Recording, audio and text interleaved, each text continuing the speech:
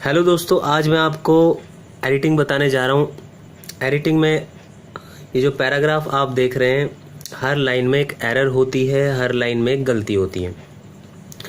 ये आप देखो लाइन, हर लाइन में एक गलती होगी और उसी गलती को आपको पकड़ना है और उस गलती जो आप गलत वर्ड ढूंढेंगे उसकी जगह पे आपको राइट वर्ड लिखना है, सही वर्ड लिखना है। तो जो गलत ढूंढना है वो आपको इस कॉलम में लिखना है और जो राइट लिखना है वो आपको इसमें लिखना है। जो करेक्ट वर्ड होगा वो इसमें लिखना है।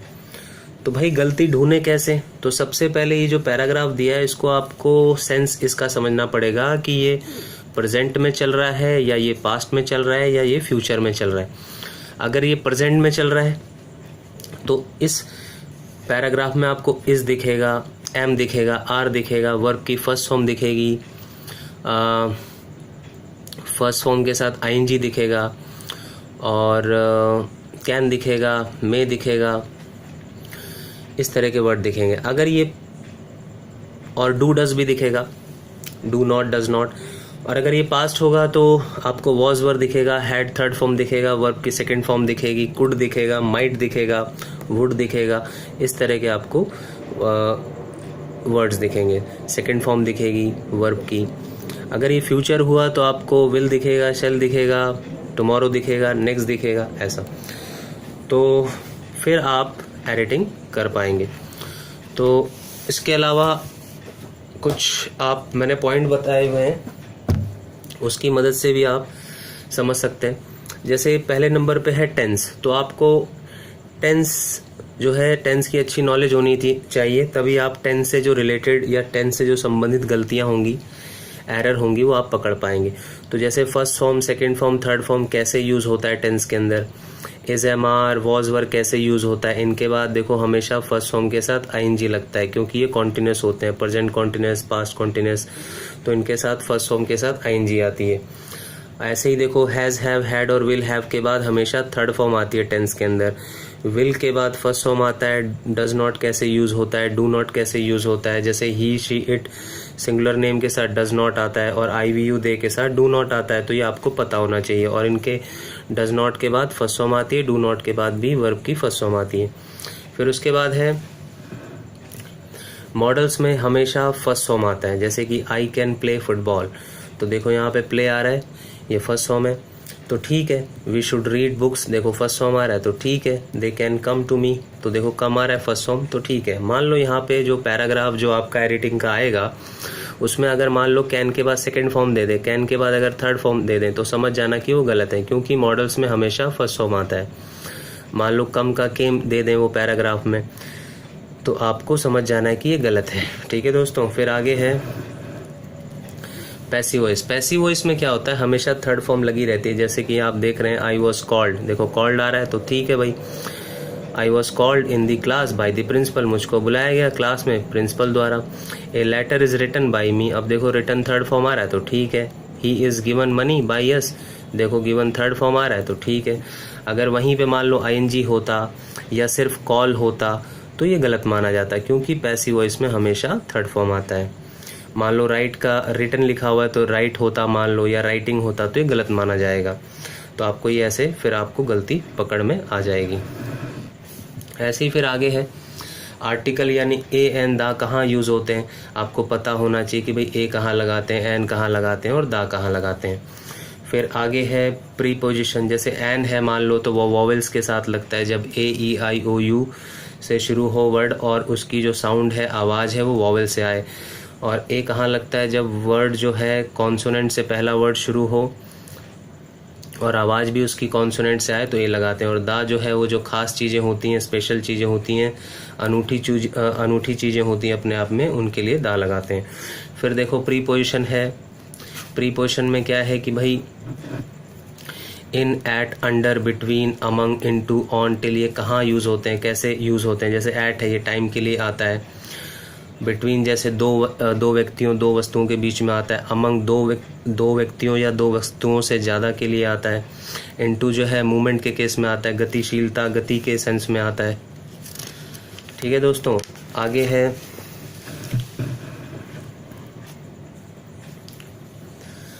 Everybody, everyone, somebody, no one. तो जो भी ये बड़ी फैमिली या वन फैमिली वाले होते हैं, इनके साथ क्या होता है कि always use of singular verb, यानी हमेशा सिंगुलर वर्ब यूज होता है। लाइक जैसे इज होगा, वॉज होगा, फर्स्ट फॉर्म होगा, उसके साथ एस भी लगेगा, विल यूज होगा, विल भी आएगा, हैज आएगा। बट इनके साथ कभी भी आर नहीं आता, वर नहीं आता, हैव नहीं आता। आपको ये जो दिख रहे हैं ये आते हैं। ठीक है दोस्तों, अब एग्जाम्पल भी देख सकते हो, क्लियर हो जाएगा। जैसे लिखा हुआ है everybody is going to school, तो देखो इज आया ना इनके साथ, आर तो नहीं आया। तो वही वो क्या करेंगे, एडिटिंग के पैराग्राफ में आर डाल देंगे। तो आपको समझ जाना है कि भाई इसमें तो सिंगुलर वर्ब आती है, यानी कि इज आता है। Everyone was at that restaurant, देखो वॉज आया ना, वर तो नहीं आया। तो वही मैं बता रहा हूँ कि इनके साथ हमेशा सिंगुलर वर्ब का इस्तेमाल होता है। समबडी गोज देयर डेली, अब देखो गोज आ रहा है ना, गो तो नहीं आ रहा। अगर यहीं पे गो होता तो ये गलत होता, यहीं पे अगर वर होता यानी वेयर होता तो गलत होता, आर होता तो गलत होता। ठीक है दोस्तों, तो ये आप ध्यान रखना, तो आपको समझ में आ जाएगा गलती उस एडिटिंग में क्या है। फिर सिंस और फोर कैसे यूज होता है। सिंस और फोर का हिंदी मीनिंग होता है से। तो सिंस जो होता है वो निश्चित समय के लिए यानी सर्टेन टाइम के लिए आता है, और फोर जो है वो अनिश्चित समय के लिए यानी अनसर्टेन टाइम के लिए आता है। आई हैव बीन प्लेइंग, मैं खेल रहा हूँ फॉर 2 आवर्स, मतलब 2 घंटे से खेल रहा हूँ। तो ये 2 घंटे जो है अनिश्चित समय है, अनसर्टेन टाइम है, तो इसलिए 4 आ रहा है। और आगे है we have been living in Delhi since 1997। अब देखो 1997 क्या है, ये सर्टेन टाइम है यानी निश्चित समय, इसलिए सिंस आ रहा है। तो ये आपको पता होना चाहिए कि भाई 4 कहाँ लगाते हैं और सिंस कहाँ लगाते हैं। फिर आगे है 8th नंबर पर रिलेटिव प्रोनाउन, यानी हु और विच। हु और विच दोनों का ही मतलब है जो कि जिसको, जो कि जिसको। लेकिन जो हु है ये फॉर लिविंग थिंग, मतलब सजीव चीज़ों के लिए, सजीव वस्तुओं के लिए, सजीव लोगों के लिए यूज़ होती है। तो मैं वस्तु तो नहीं बोलना चाहिए, मैं ये बोल रहा हूँ कि भाई हु जो है जो कि जिसको है, और वो फॉर लिविंग थिंग के लिए आता है, मतलब सजीव के लिए आता है, मतलब लोगों के लिए, मनुष्यों के लिए आता है। और विच जो है ये जो कि जिसको ही है, लेकिन ये फॉर नॉन लिविंग थिंग के लिए आता है, मतलब बेजान वस्तुओं के लिए आता है या एनिमल्स के लिए आता है। तो आप ऐसे भी समझ सकते हैं कि हु जो है वो जानदार चीज़ों के लिए आता है, और विच जो है वो बेजान के लिए आता है। और वो पैराग्राफ में उल्टा सीधा करेंगे कि हु जो है वो जानदार के लिए आता है, लेकिन वो पैराग्राफ में विच डाल देंगे और विच की जगह हु डाल देंगे। तो वहाँ पे आपको ये समझना पड़ेगा। फिर डिटर्मिनर्स है मैनी का मतलब होता है कई, अनेक, बहुत। और ये लेकिन फॉर काउंटेबल के लिए आता है, मतलब हम जिनको गिन सकते हैं। जैसे लिखा हुआ एग्जाम्पल में आई हैव मैनी फ्रेंड्स, मेरे कई सारे दोस्त हैं इन दिल्ली में। तो मैनी फ्रेंड्स हैं, तो फ्रेंड्स तो हम गिन सकते हैं, इसीलिए यहाँ पे मैनी आ रहा है। मान लो अगर मैनी की जगह मच डाल देते तो वो गलत होता, क्योंकि जो दोस्त हैं हम उन्हें गिन सकते हैं। फिर आगे है मच, अधिक, ज़्यादा इसका मतलब होता है, और ये फॉर अनकाउंटेबल के लिए आता है, जिनको हम नहीं गिन सकते। जैसे दूध, चावल, चीनी, पानी और फीलिंग्स और गोल्ड, ये हम गिन नहीं सकते। पैसा, ये हम गिन नहीं सकते, तो इसलिए मच आता है। तो जैसे एग्जाम्पल लिखा हुआ है देयर वॉज मच फूड, कि भाई वहाँ बहुत ज़्यादा फूड था इन दी किचन में। अब फूड यानी जो खाना है हम उसको गिन नहीं सकते। हम यूँ नहीं कहते कि भाई मुझे 1 खाना दे दे, 2 खाना दे दे, मेरे पास 4 खाने हैं, 5 खाने, हम ऐसे नहीं बोलते। तो हम खाने को नहीं गिन सकते, इसलिए हम मच का यूज़ करते हैं, ना कि मैनी का। वो क्या करेंगे, पैराग्राफ में जो आपको एडिटिंग का मिलेगा उसमें मैनी डाल देंगे या कुछ और डाल देंगे। ठीक है, तो आपको वहाँ पे समझना है। फिर आगे है सम, यानी कुछ, और ये फॉर पॉजिटिव सेंटेंस के लिए यूज़ होता है, मतलब कि ये नेगेटिव सेंटेंस के लिए नहीं आता। अगर नॉट लगा हुआ है और वहाँ पे सम है तो वहाँ गलती है। आई ईट सम मैंगोज, देखो आई ईट मैं खाता हूँ, सम मैंगोज, तो सम आ गया, तो सम लग सकता है। लेकिन अगर यहीं पे मान लो डू नॉट होता, I don't eat some mangoes, तो डू नॉट तो नेगेटिव हो गया, तो नेगेटिव के साथ सम नहीं आता। फिर we will read some books, देखो हम पढ़ेंगे सम बुक्स यानी कुछ किताबें। अब ये जो सम है ये पॉजिटिव है, क्योंकि इसमें देखो नॉट नहीं लगा, तो ठीक है, सम ठीक है बिल्कुल। लेकिन अगर यहीं पे नॉट लग जाता, विल नॉट, तो ये सम नहीं आ सकता था। तो मैं ये बताना चाह रहा हूँ कि सम जो है वो पॉजिटिव सेंटेंस के लिए आता है। फिर उसके विपरीत एनी जो है कोई, और हाँ ये इंटेरोगेटिव सेंटेंस मतलब प्रश्नवाचक के लिए आता है और नेगेटिव के लिए आता है। फिर है ऑल, ऑल का मतलब होता है सब, सारा। तो एग्जाम्पल है जैसे ऑल द बॉयज़ होता है, ना कि ऑल द बॉय होता है, तो वो क्या करते हैं, ऑल द बॉय लिख देंगे या ऑल द स्टार्स लिख देंगे, सॉरी ऑल द स्टार लिख देंगे, पर आएगा क्या, ऑल द स्टार्स। वो लिख देंगे ऑल द ट्री, लेकिन आएगा क्या, all the trees are playing football. तो ये आपको ध्यान रखना है, ऑल द कॉलेजेस होगा, ना कि ऑल द कॉलेज होगा, आर क्लोज्ड। फिर आगे है दीज मतलब ये, दोज मतलब वो, दीज बुक्स होता है, ना कि दीज बुक होता है, दीज क्लॉथ्स होता है, ना कि दीज क्लॉथ होता है, दोज बॉयज होता है, ना कि द दोज बॉय होता है, दोज ट्रीज होता है, ना कि दोज ट्री होता है। तो मतलब जब ये वर्ड यूज होंगे तो इनके बाद प्लूरल नाउन या फिर प्लूरल नेम्स आता है। फिर 7th है a little, little, the little, इन तीनों का मतलब थोड़ा होता है, पर ये तीनों ही फॉर अनकाउंटेबल के लिए यूज होते हैं जिन्हें हम गिन नहीं सकते, जैसे वही दूध, पानी, चीनी, चावल, बाल, पैसा। अब एग्जाम्पल है जैसे there is a little water, मतलब वहाँ थोड़ा पानी है, कहाँ, जग में, जग में थोड़ा पानी है, जग में थोड़ा पानी है, तो पानी को हम गिन नहीं सकते, इसलिए यहाँ पे ए लिटिल आ रहा है। मान लो यहीं पे मैनी वाटर होता, मैनी वाटर होता या ए फ्यू वाटर होता तो वो गलत माना जाता, यहाँ पे आएगा ए लिटिल, क्योंकि हम पानी को गिन नहीं सकते, इसीलिए ए लिटिल यूज होगा। There was a little greenery, मतलब थोड़ी हरियाली थी, इन दी फील्ड यानी खेत में या मैदान में। तो ग्रीनरी जो है वो हरियाली है, अब हरियाली को हम गिन नहीं सकते कि भाई 4 हरियाली है, 5 हरियाली है, तो इसीलिए ए लिटिल आएगा। फिर there was a little problem, भाई थोड़ी सी समस्या है, तो समस्या भी हम गिन नहीं सकते कि भाई 4 समस्या है, 5 समस्या, ऐसा नहीं बोलते हम। तो ए लिटिल मतलब थोड़े के लिए आता है, और जिन्हें हम नहीं गिन सकते उनके लिए इस्तेमाल होता है। फिर उसके विपरीत क्या होता है, a few, few, the few, इन तीनों का ही मतलब कुछ या थोड़े होता है, लेकिन ये फॉर काउंटेबल के लिए आता है, जिन्हें हम गिन सकते हैं। ए लिटिल, द लिटिल और लिटिल वो अनकाउंटेबल के लिए आता था, जिन्हें नहीं गिन सकते, लेकिन ये जो है a few, few, the few, ये फॉर काउंटेबल के लिए आता है। एग्जाम्पल में देखते हैं, ए फ्यू स्टूडेंट्स यानी कुछ बच्चे, विल कम यानी आएंगे, टुडे यानी आज। अब स्टूडेंट्स है, विद्यार्थी, इन्हें तो हम गिन सकते हैं, तो इनके साथ ए फ्यू आ जाएगा, लेकिन वो क्या करेंगे, एडिटिंग में पैराग्राफ में ए लिटिल डाल देते हैं या मच डाल देंगे, तो आप समझ जाना कि भाई यहाँ गलती है और यहाँ पे ए फ्यू आएगा। A few shops were close यानी कुछ दुकानें बंद थी, बाय दी, कुछ दुकानों को बंद कर दिया गया बाय दी पुलिस द्वारा। तो दुकानें हैं, यहाँ पे दुकानों को गिन सकते हैं, इसीलिए ए फ्यू आ रहा है, लेकिन अगर यहीं पे ए लिटिल डाल देते तो वो गलत होता।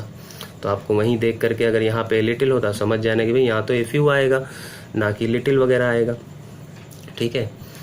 फिर आगे देखो हमेशा क्या होता है, अगर मान लो टू आ गया और टू के बाद फर्स्ट फॉर्म है, तब तो वो चल जाएगा, क्योंकि टू के बाद हमेशा फर्स्ट फॉर्म आता है। तो टू के बाद क्या आता है, अगर कोई टू के बाद वर्ब आ सकती है, वो फर्स्ट फॉर्म आ सकती है, जैसे example to play, to give, to watch, ये ठीक है। लेकिन कल को अगर of, with, in, at, for, while, after, before, during, कल को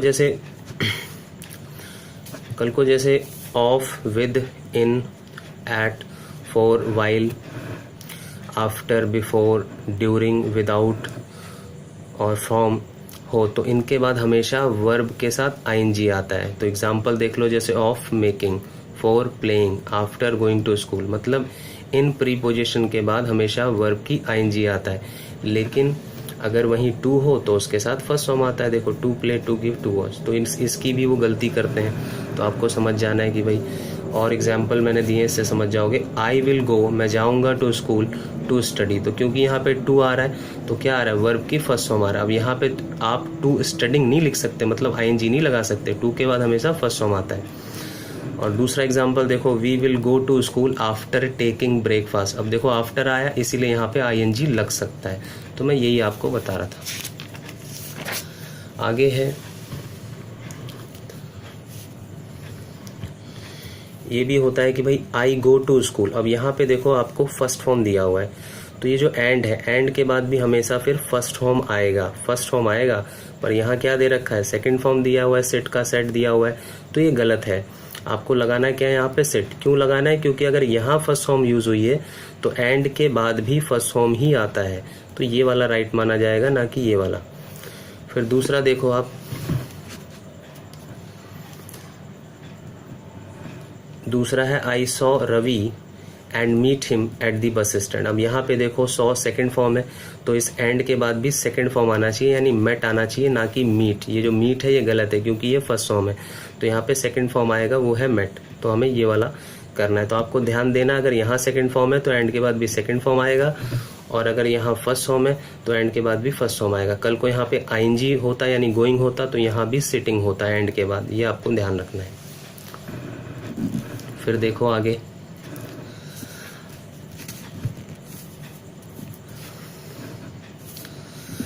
फिर आगे है 11वें नंबर पे। देखो अगर वो जो आपको पैराग्राफ मिला है एडिटिंग करने का, अगर वो प्रेजेंट सेंस में चल रहा है तो आपको ये वाले रूल उसमें देखने होंगे कि ये रूल हैं कि नहीं है। अगर प्रेजेंट में वो पैराग्राफ चल रहा है और ये वाले रूल उसमें हैं तो समझ जाना कि वो सब सही हैं। Is, am, are, has, have, will, can, may, और वर्ब की फर्स्ट फॉर्म के साथ एस या ई एस, डू, डज, ये सब दिखेंगे आपको। अगर वो जो आपको एडिटिंग का पैराग्राफ मिला है अगर वो पास्ट में है तो आपको ऐसे रूल मिलेंगे, was, were, had, would, could, might, verb की सेकेंड फॉर्म, डिड, इस तरह के वर्ड दिखेंगे।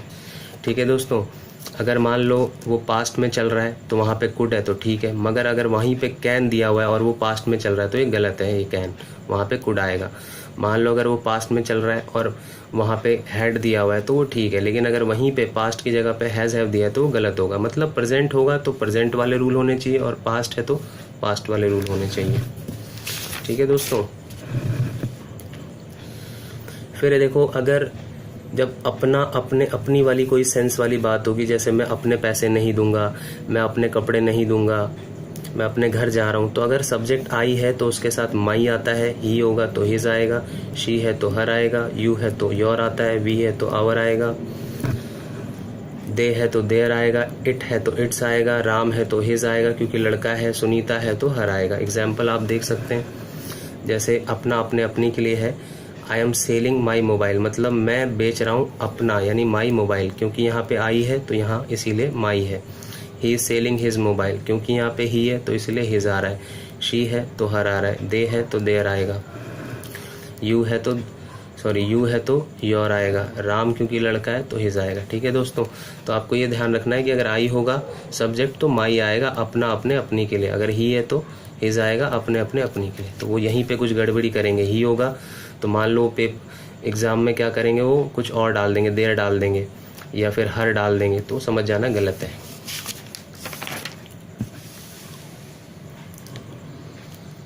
फिर देखो दोस्तों, स्वयं या खुद के लिए जो हम बोलते हैं ना, जैसे कि मैं ये काम खुद करूँगा, और रवि अपना काम खुद करता है, रवि खुद बच्चों को पढ़ाता है, रवि खुद स्कूल जाता है।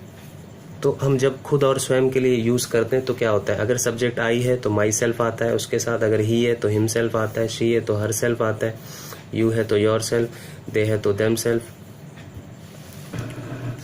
इट है तो इट सेल्फ, वन होगा तो वन सेल्फ। अब एग्जाम्पल आप देख लो, मैं अपना खाना खुद बनाऊंगा, यानी मैं यानी आई विल, बनाऊंगा कुक, खाना द फूड, अब खुद बनाऊंगा तो यानी माई सेल्फ।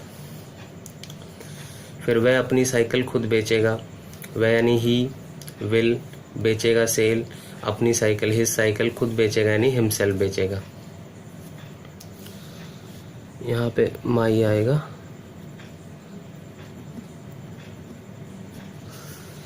ठीक है, तो आई है यहाँ पर, देखो यहाँ पे आई था इसीलिए यहाँ पे माई सेल्फ था, और यहाँ पे ही था तो इसीलिए हिम सेल्फ था। तो देखो यही बात है, आई है यहाँ पे तो इसीलिए माई सेल्फ आया, यहाँ पे वह है यानी ही है तो हिम सेल्फ आया।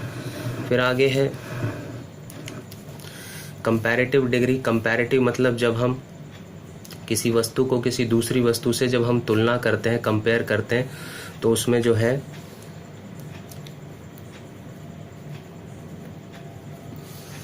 देन का इस्तेमाल करते हैं। इस THAN का इस्तेमाल होता है, THAN का, लेकिन वो पेपरों में क्या करते हैं TH और EN डाल देंगे। तो आपको यही सही पकड़ना है कि भाई THAN वाला आता है जब हम किसी वस्तु को या किसी व्यक्ति को जब हम कंपेयर करते हैं, तुलना करते हैं। जैसे हम बोलते हैं ना कि भाई Ravi is better than Mohan, जो Shahrukh Khan is better than Salman Khan, या फिर Salman Khan is better than Shahrukh Khan. तो जो देन है वो THE वाला नहीं होता, THAN वाला होगा। तो आपको ऐसे गलती पकड़ लेनी है। फिर अगर सुपरलेटिव डिग्री है तो उसमें दा हमेशा आता है। जैसे अब एग्जाम्पल देखते हैं, पहले हम कंपैरेटिव वाला देख लेते हैं। मुकेश इज टॉलर देन विजय। तो ये जो देन है इसी में वो गड़बड़ी करते हैं, वो ई डाल देंगे। तो आपको पकड़ लेना है कि भाई ई नहीं आएगा, ए आएगा। ठीक है, आगे है this tree is the tallest of the tree. अब देखो टॉलेस्ट यानी सबसे बड़ा पेड़ है वो, ये वाला जो दिस ट्री जो है इज द टॉलेस्ट, सबसे बड़ा है पेड़ों में से जितने भी वहाँ पे पेड़ हैं। तो टॉलेस्ट आया है, तो यानी ये सुपरलेटिव डिग्री यूज हुई है, मतलब सबसे ज़्यादा। तो इसके साथ हमेशा दा लगा रहता है। वो क्या करेंगे, दा की जगह ए लगा देंगे या फिर एन लगा देंगे। तो समझ जाना कि भाई दा लगता है। ठीक है दोस्तों, तो इतने सारे मैंने आपको रूल बता दिए हैं। अगर ये रूल आपको ध्यान में रहेंगे तो पक्का आप एडिटिंग जो है ज़्यादा सही कर पाएंगे। ठीक है दोस्तों, आशा करता हूँ ये वीडियो आपको पसंद आई होगी और मैं चाहता हूँ कि आप अपने दोस्तों को भी शेयर करें और बताएं। थैंक्स। Okay friends, bye.